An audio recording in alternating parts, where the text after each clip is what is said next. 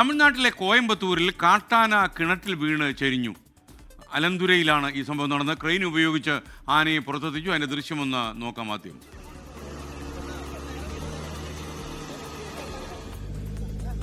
മുഹമ്മദ് റഗീസ് ചെന്നൈയിൽ നിന്ന് കൂടുതൽ വിവരങ്ങൾ നൽകും. പറയൂ റഗീസ്, ഈ ആന കിണറ്റിലേക്ക് വീണത് കൊണ്ടാണോ അത് ചെരിയാൻ കാരണമായത്?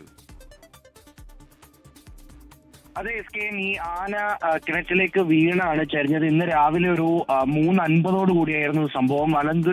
കോയമ്പത്തൂരിലെ അലന്തുരൈ എന്ന സ്ഥലത്താണ്, കാരുണ്യ നഗറിലാണ് ഈ സംഭവം ഉണ്ടായിരിക്കുന്നത്. ഇതൊരു 10 ഏക്കർ വലിയ തെങ്ങിൻ തോപ്പിന് നടുവിലുള്ള ഒരു കിണറാണ്. കൃഷി ആവശ്യത്തിന് വേണ്ടി നിർമ്മിച്ചിട്ടുള്ള ഒരു കിണറാണ്. അപ്പോൾ ആ കിണറ്റിലേക്ക് ഈ ആന വന്ന് വീഴുകയായിരുന്നു.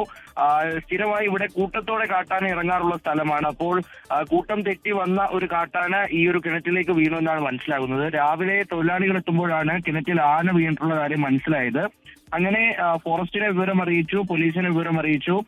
ഇവിടെ എത്തി പരിശോധന നടത്തിയെങ്കിലും 3 ക്രെയിൻ ഇവിടേക്ക് വരേണ്ടി വന്നു ആനയെ തിരിച്ച് കയറ്റാനായിട്ട്. അങ്ങനെ ആ ട്രെയിൻ എത്തുന്ന സമയം, ഒപ്പം തന്നെ ആനയെ തിരിച്ചു കയറ്റുന്നതിനിടയിൽ അതിന് മുറിവ് പറ്റിയിട്ടുണ്ട് എന്ന് ചില റിപ്പോർട്ടുകളുണ്ട്. അപ്പോൾ അങ്ങനെയാണ് ആന ചരിഞ്ഞത്.